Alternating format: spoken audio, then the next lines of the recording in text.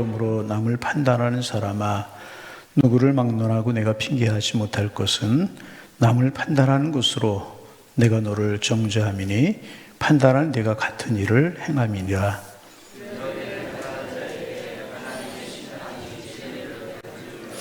이런 일을 행하는 자를 판단하고도 같은 일을 행하는 사람아, 내가 하나님의 심판을 피할 줄로 생각하느냐?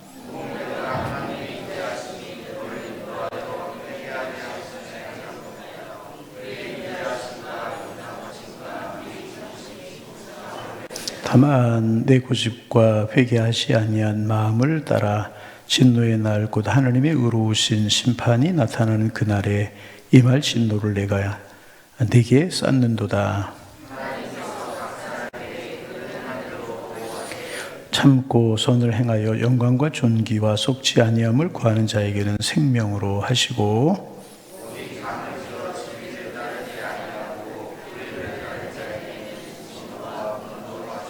악을 행하는 각 사람의 영에는 환난과 곤고가 있으리니 먼저는 유대인에게요 그리고 헬라인에게며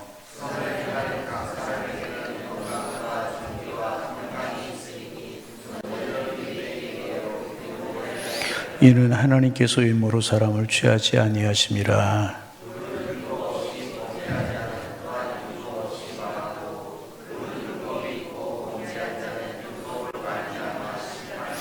하나님 앞에서는 율법을 듣는 자가 의인이 아니요 오직 율법을 행하는 자라야 의롭다 하심을 얻으리니,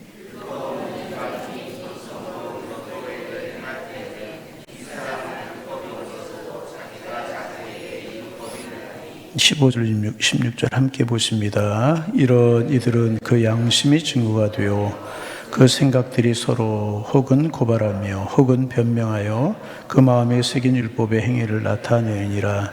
곧 나의 복음에 이른 바와 같이 하나님이 예수 그리스도로 말미암아 사람들의 심판하시는 그날이라. 아멘. 이제 로마서 2장입니다. 1절에서 그러므로 남을 판단하는 사람아 라고 하는 말로 사도 바울은 말을 시작하고 있습니다. 이것은 이제 유대인들의 행위를 말하는 것입니다. 유대인들은 이방인들이 우상을 숭배하고 타락한 사람들이라고, 그 이방인들은 죽어 마땅하다고 이제 그 판단하는 그런 유대인들의 태도를 사도 바울이 지적하고 있는 그런 이야기인 것입니다. 그런 유대인들을 향하여서 바울은 하나님의 공정한 심판을 선언합니다. 그래서 오늘 본문에 보면 하나님의 공정한 심판이 몇 가지로 이제 설명되고 있습니다. 먼저 바울에 의하면 하나님의 심판은 진리대로 된다는 거예요. 무엇? 진리. 유대인이냐 이방인이냐 헬라인이냐 로마인이냐 그런 것에 따라서 하나님의 심판이 진행되는 것이 아니고 하나님의 심판은 진리대로 된다는 것입니다. 2절 말씀 읽어보실까요? 2절 이런 일을 행하는 자에게 하나님의 심판이 진리대로 되는 줄 우리가 아노라. 여러분, 하나님은요 인간을 외모로 취하지 아니하시고 인간을 다루심에 있어서 편견이 있으신 분이 결코 아니십니다. 그런데 유대인들은요 아주 심한 편견에 사로잡혀 있었습니다. 무슨 편견이냐? 자기들은 하나님의 선민이기 때문에 하나님 앞에서 특권을 가지고 있다는 것입니다. 그래서 하나님은 아브라함의 후손인 자기들은 특별히 봐주신다고 가르치고 있었고 그렇게 믿고 있었습니다. 그들은 아브라함이 지옥문 옆에 앉아서 아무리 악한 이스라엘 백성이라고 해도 지옥에 떨어지는 것을 막아준다, 그렇게 믿었고 그렇게 가르쳤습니다. 반대로 이제 하나님은 이방인에 대해서는 엄격하고 무섭게 저들을 정죄하시고 심판하시는 하나님이라고 그렇게 생각하고 그렇게 믿고 있었습니다. 그러나 사도 바울의 이야기는 그것이 아닙니다. 그런 유대인들의 주장에 대해서 하나님의 심판은 유대인이냐 이방인이냐 그것에 따라서 되는 것이 아니고 진리대로 되는 것이다. 진리대로 되는 것이다. 그렇게 이야기하고 있습니다. 그것을 알아야 된다고 그렇게 이야기하고 있습니다. 진리대로 하나님을 심판하시는 분이시다. 그러므로 하나님의 심판은 공정한 것이다. 사도 바울은 그렇게 이야기하고 있어요. 하나님의 심판은 진리대로 되는 줄 우리가 믿노라. 여러분, 그렇습니다. 하나님의 심판은요 진리대로 되는 것입니다. 진리만 하나님의 심판의 기준이 되게 되는 것입니다. 하나님 앞에서는 유대인도 이방인도 대통령도 지체 높은 사람도 반대로 지체 낮은 사람도 특별한 것이 아니라 같은 표준에 의해서 심판을 받게 되는데 그것이 무엇이냐? 진리라는 것입니다. 그러면 여러분 진리라고 하는 것이 무엇일까라고 하는 것입니다. 여러분 진리는 변하지 말아야 되는 것입니다. 그런데 여러분 세상에 변하지 않는 것이 어디 있습니까? 여러분 좀 우스운 이야기고 죄송한 이야기인데 제가 몇 주 전에 제가 43년 만에 제가 자랐던 교회에 가서 설교할 기회가 있어서 갔어요. 오래간만에 만나는 분들이 참 많잖아요. 반응이 두 가지가 있었어요. 첫째는 뭐냐면 변하지 않고 그대로다. 그런데 좀 이렇게 농담을 하고 가까웠던 그 친구들이나 후배들이 뭐라 그러냐면 많이 늙었다. 자기는 더 늙었으면서 늙었다는 이야기가 뭘까요? 변한다는 거죠. 변한다는 거. 세상 모든 것들은 다 변합니다. 그런데 진리는 변하지 않는 것이어야 돼요. 그러면 세상에 변하지 않는 것이 어디에 있으면 없습니다.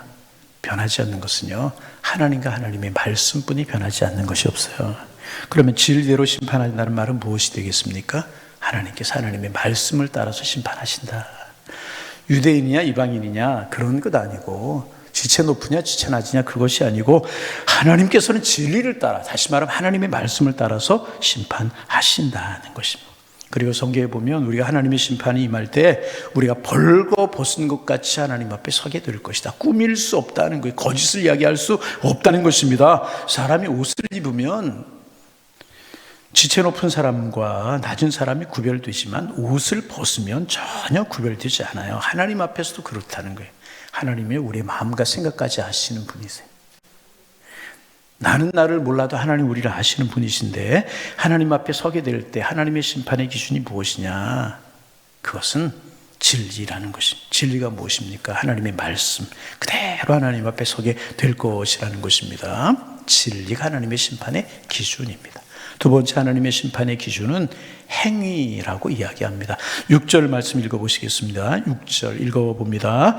하나님께서 각 사람에게 그 행한 대로 보응하시되, 행한 대로 보응하시다. 보응이 뭐예요? 심판을 말하고 있는 것 아니겠습니까?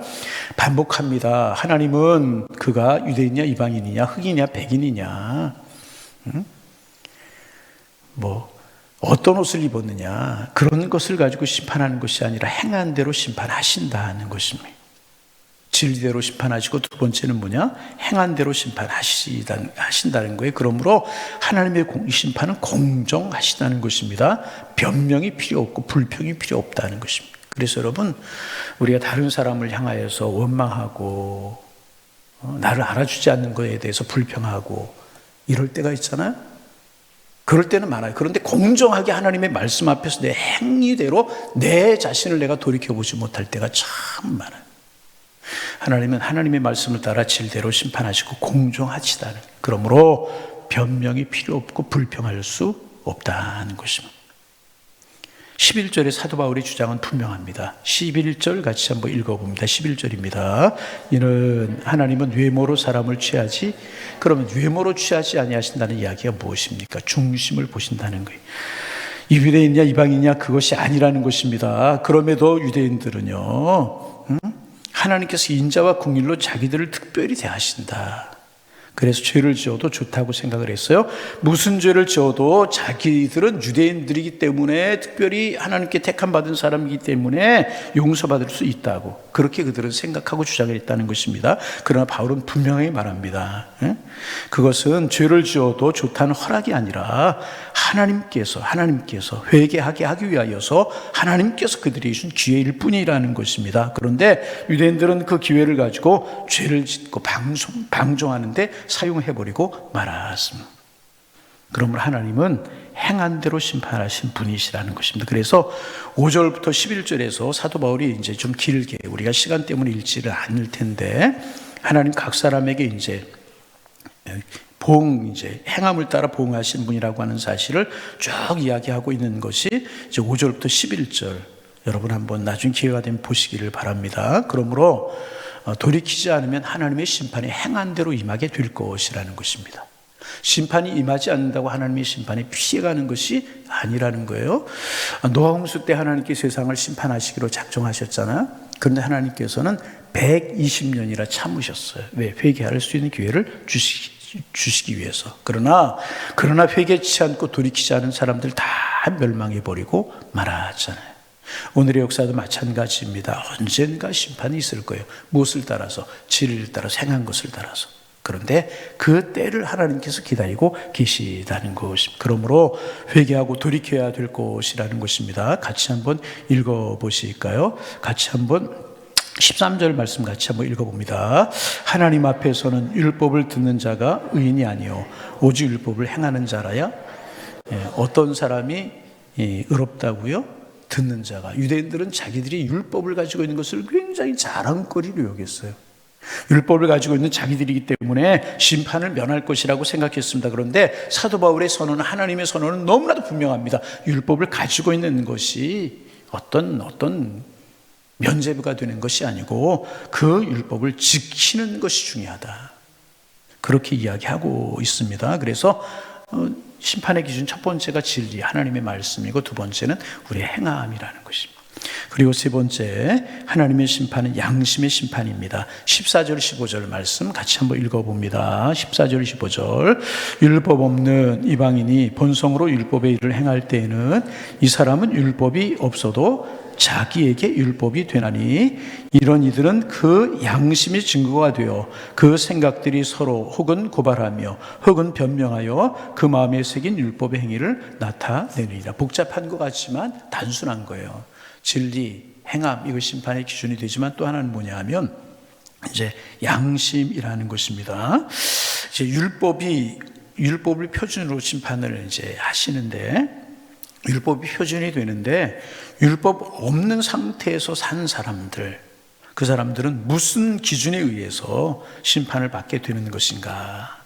우리가 말로 쉽게 하면 그런 질문 이제 하잖아요. 제가 지난주에 오후에도 말씀을 드렸지만은 예수님께서 그 유대 지역에 탄생하시고 활동하실 때 우리나라는 삼국시대였었어요.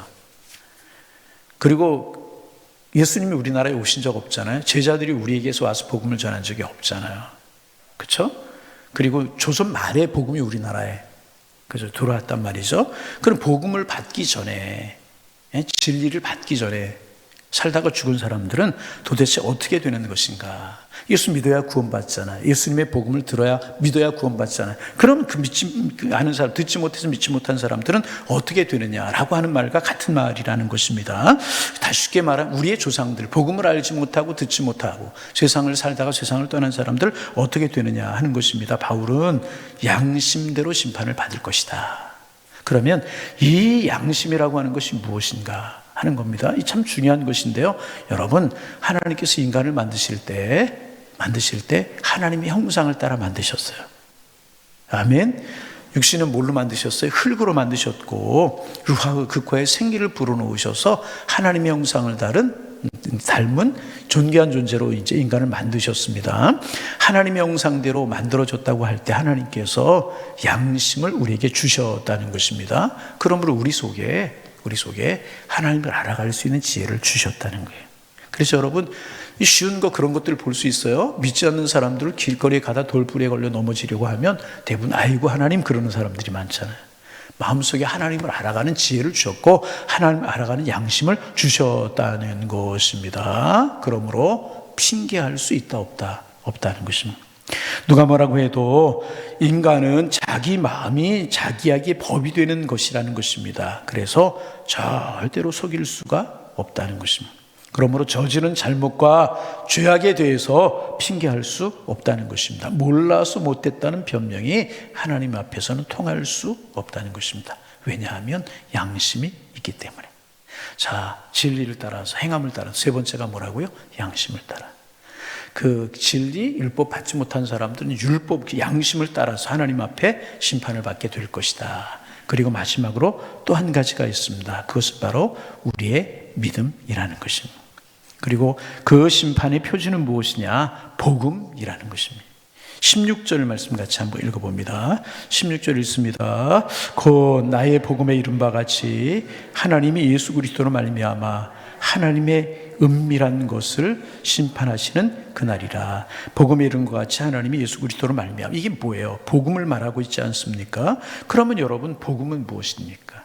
우리가 1장에서 우리가 나누었잖아요. 앞으로 한 장 넘기셔서 16절 17절 1장 16절 17절을 같이 한번 읽어봅니다. 16절 17절 자, 같이 읽습니다. 내가 복음을 부끄러워하지 아니하노니 이 복음은 모든 믿는 자에게 구원을 주시는 하나님의 복음이 뭐라고요? 모든 믿는 자에게 구원을 주시는 하나님의 능력이다. 어떤 사람들에게 능력을 주셔요? 믿는 자에게 무엇을 주셔요? 구원을 주시는 하나님의 능력이라. 여러분, 복음은 능력인 줄로 믿습니다. 어떤 능력입니까? 구원을 주시는 하나님의 능력이에요. 이방인이냐 유대인이냐 중요한 것이 아니고, 배웠느냐 배우지 못했느냐 중요한 것이 아니고, 목사냐 장로냐가 중요한 것이 아니고, 믿음 있는 사람들에게 구원을 주시는 능력이라는 거예요. 그 다음에 보세요. 유대인에게나 헬라인에게도 선민의식을 가졌거나 갖지 않는 모든 사람들이 구원을 주시는 하나님의 능력이라는. 그리고 17절입니다. 복음에는 하나님의 뭐가 나타났어요? 하나님의 의. 어떤 의가 나타났어요? 믿는 자에게 구원을 주시는, 믿는 자에게 구원을 주시는 하나님의 능력이, 하나님의 자녀 삼아주시는 능력이 그 안에 나타났다, 그 말입니다. 그래서 오직 의인은 무엇으로 살아요? 믿음으로 살 것이다. 이게 여러분 복음이라는 것입니다. 여러분, 그 복음의 심판의 기준이 무엇이라고요? 믿음이라는 것입니다. 무엇을 믿는 믿음? 십자가의 보혈을 믿는 믿음이라는 거예요. 예수님, 우리의 죄를 위해 십자가의 달에 돌아가셨고, 그 예수님의 십자가의 보혈을 믿는 믿음, 그것이 심판의 기준이라는 것입니다. 그러면 여러분 묻습니다. 여러분, 예수 그리스도의 살아계심, 우리의 구원자 되심은 십자가의 능력을 믿으십니까? 그러면 우리에게서 심판이 피해가는 거예요. 하나님이 세상을 이처럼 사랑하사 독생자를 주셨으니 이는 저를 믿는 자마다 멸망치 않고 영생을. 여러분, 우리에게는 심판이 피해가고 우리에게는 영생의 소망이 있게 되는 줄로 믿습니다. 믿음으로 우리는 의롭게 되게 되는 것이라는 것입니다. 그런데 이런 믿음으로 우리는 이제 영생을 얻고 심판이 피해가게 되는데, 유대인들이 자꾸 주장하는 것이 무엇이냐? 자기들은 선민이다. 자기들은 택함받은 사람이다. 그것을 주장하고 있었다는 거죠. 그것 아니라는 것입니다. 아니라는 거예요. 저를 믿는 자는 심판을 받지 아니할 것이요 믿지 아니하는 자는 하나님의 독생자를 믿지 아니하는 것으로 말미암아 벌써 심판을 받은 것이라고 요한복음 3장 18절에 이야기하고 있잖아요. 여러분, 복음의 심판은 우리의 행위 아니에요. 율법도 아닙니다. 우리 양심도 아닙니다. 복음의 심판은 하나님을 믿는 믿음이라는 거예요. 우리가 믿음을 가졌기에 우리는 심판이 멀어진 사람들, 하나님의 축복의 사람들, 은혜의 사람들, 그럼 우리는 하나님을 찬송하고 하나님 앞에 감사하면서 우리의 믿음의 길을 걸어가야 될 것이라는 것입니다. 여러분, 오늘도 하늘을 바라보며 살아가시기를 바랍니다. 믿음으로 구원을 주시고 믿음으로 심판이 멀어지게 하시고 믿는 자에게 하나님의 자녀가 되는 권세를 주시는 하나님의 사랑에 감사하며 살아가실 수 있기를 바랍니다. 이건 있고 없고의 문제가 아니고 어떤 외적인 문제가 아니고 이것은 하나님의 은혜라는 것입니다.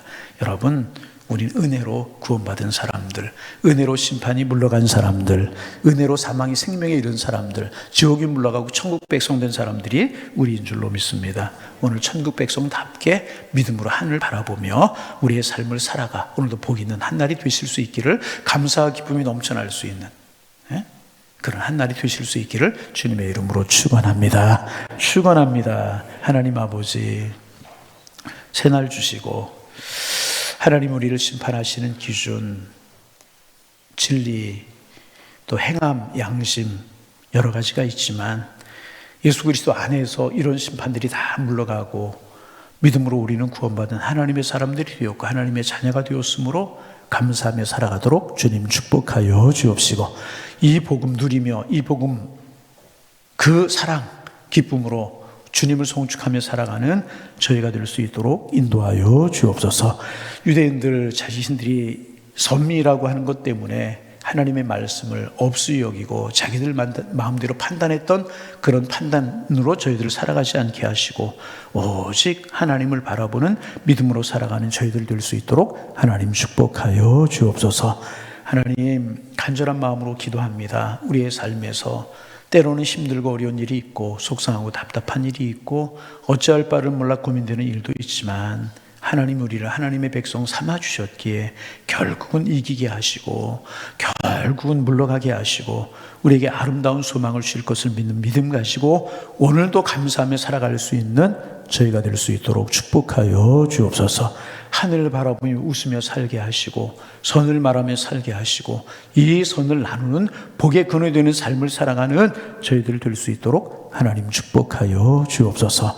오늘 수요일입니다. 또 하나님 앞에 예배하는 날로 약속한 날인데 하나님 앞에 나와 예배하는 일을 열심을 품을 수 있는 저희 교인들 되게 하시고 그런 교인들을 사랑받고 인정받고 또 하나님의 축복 속에 거할 수 있는 형통의 복을 주께서 허락하여 주옵소서. 하나님, 오늘 단기 선교 이제 3일째 4일째 오늘 필리핀에서 진행이 되게 될 텐데 은혜로운 날 되게 하시고 주 성령이 함께하는 날이 되게 도와주옵시며 보는 것, 깨닫는 것, 느끼는 것 많아지는 한 날이 되게 하셔서 마음과 성품들 키워가지고 돌아올 수 있는 은혜의 시간들 될 수 있도록 하나님 축복하여 주옵소서. 하나님 아버지, 간절함으로 또 기도하옵기는 이제 새학기를 준비하는 우리들의 자녀들을 위해서 기도합니다. 새학기에 좋은 만남 허락하여 주옵시고 건강을 또한 허락하여 주시어서 새학기의 축복이고 은혜가 되는 그런 새학기가 되는 우리들의 자녀들, 우리 교회에 속한 교회 학교 어린 심령들이 다 될 수 있도록 우리 주님께서 인도하여 주옵소서. 간절한 마음으로 이 시간도 기도합니다. 오늘 한날 하늘을 바라보며 주님의 뜻이 무엇인가를 분별하며 주님의 사랑을 가슴속에 담고 살아가는 축복의 날 되게 하여 주옵소서. 예수님의 이름으로 기도하옵나이다. 아멘.